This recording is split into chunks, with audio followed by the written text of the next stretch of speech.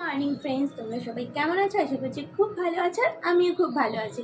আজকে তোমাদেরকে নিয়ে আমি আমার ব্লগটা স্টার্ট করছি। প্রথম থেকে শেষ অবধি কিন্তু তোমরা সাথে থেকো, কারণ তোমরা যেহেতু আমার পরিবারের অংশ হয়ে গেছো, তাই তোমাদেরকে সাথে না নিয়ে কাজগুলো করলে ভালো লাগে না। তাই তোমাদেরকে সাথে নিয়ে কিন্তু কাজগুলো করবো। সকালে উঠেই আগে ফ্রেশ হয়ে বিছানার চাদরটা ধোয়ার জন্য রেখে দিয়েছি।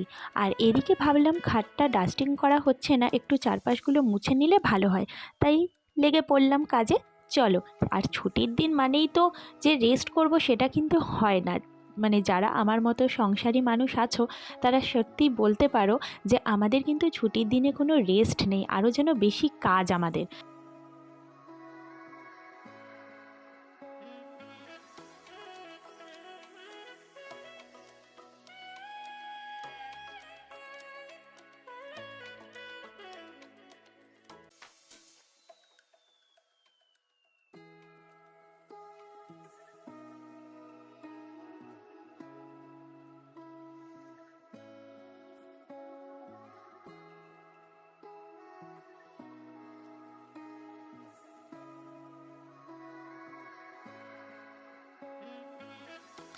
ঘরদোর পরিষ্কার পরিচ্ছন্ন সাজিয়ে গুছিয়ে রাখলে কিন্তু মনটাও বেশ ভালো থাকে, কি বলো? তাই তো। তো যাই হোক, এখন চলো চাদরটা পেতে নিই। এরপরে একটুখানি ইচ্ছা আছে নিজের মতো করে সময় কাটাবো। জানি না কতটা করতে পারবো, কারণ সত্যি কথা বলতে সারা সপ্তাহ তো কাজের জন্য ব্যস্ত থাকি। আর ছুটির দিনটাও কিন্তু নিজের জন্য একদমই সময় বের করতে পারি না, কাজের জন্যই বলতে পারো।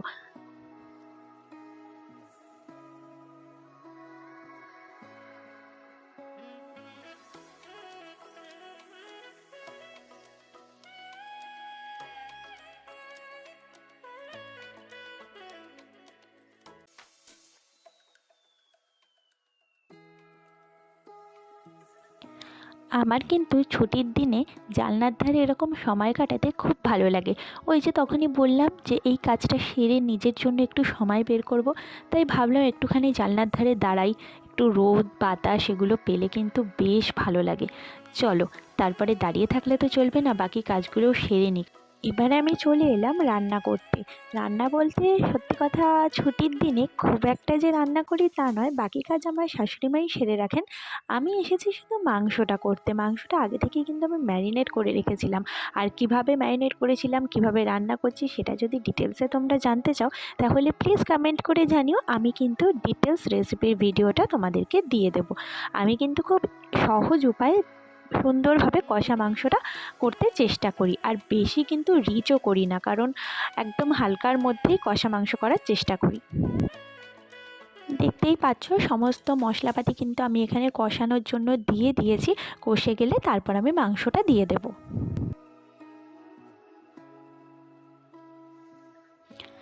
আর ছুটির দিন মানেই মাংস আমাকেই যেন করতে হবে, কারণ সত্যি কথা বলতে এখানে সবাই আমার মাংস রান্নাটা খেতে কিন্তু খুব ভালোবাসে।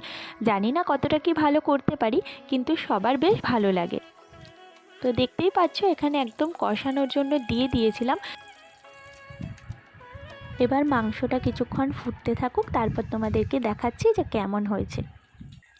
তোমরাও কিন্তু জানিও যে কীরকম দেখতে লাগছে তোমাদের মাংসটা।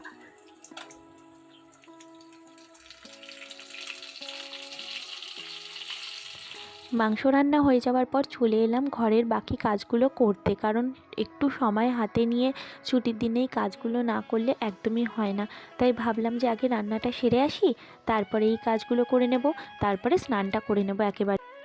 কারণ এই সমস্ত ঘর ঝাড় দেওয়া, ঘর মোছা এই কাজগুলো করার পরে আর যেন কিছুই করতে ইচ্ছে করে না, মনে হয় স্নান করে আগে পরিষ্কার হয়ে নিই, তারপরে বাকি কাজ করব। আর এদিকে রান্নাটাও তো আগে করতে হবে, কারণ দুপুরবেলা খাবার টাইম হয়ে যাবে। সেই জন্য আগে রান্নাটা সেরে নিলাম, তারপরে চলো এই কাজগুলোও করে নিই।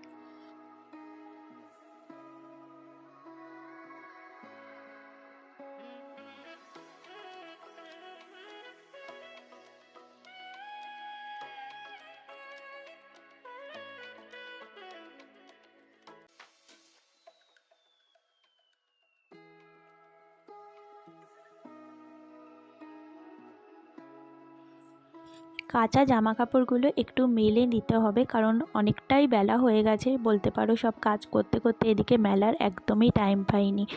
তো চলো এখন জামা কাপড়গুলো মেলে এবার স্নানে যাব।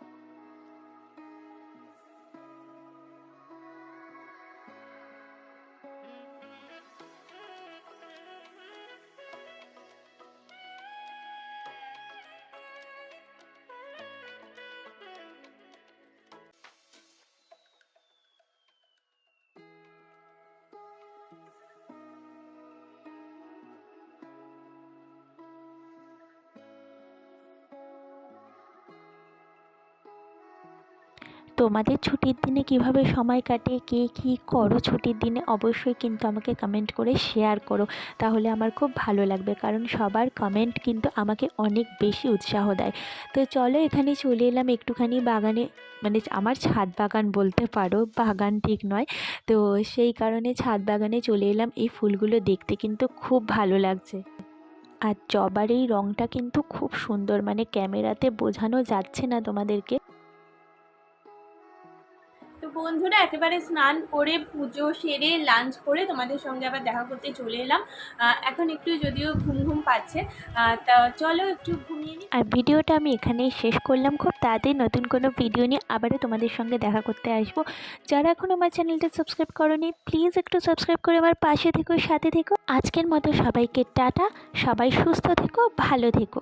দেখা হচ্ছে খুব তাড়াতাড়ি।